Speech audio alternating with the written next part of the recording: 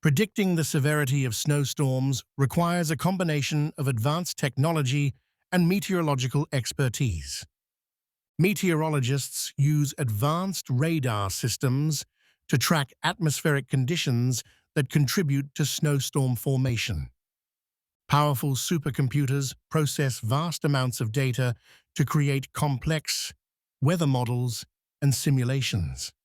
Satellite imagery provides a broader perspective, allowing meteorologists to track large-scale weather patterns and systems. Predicting snowstorm severity involves analyzing historical data, current conditions, and collaborative interpretation among experts.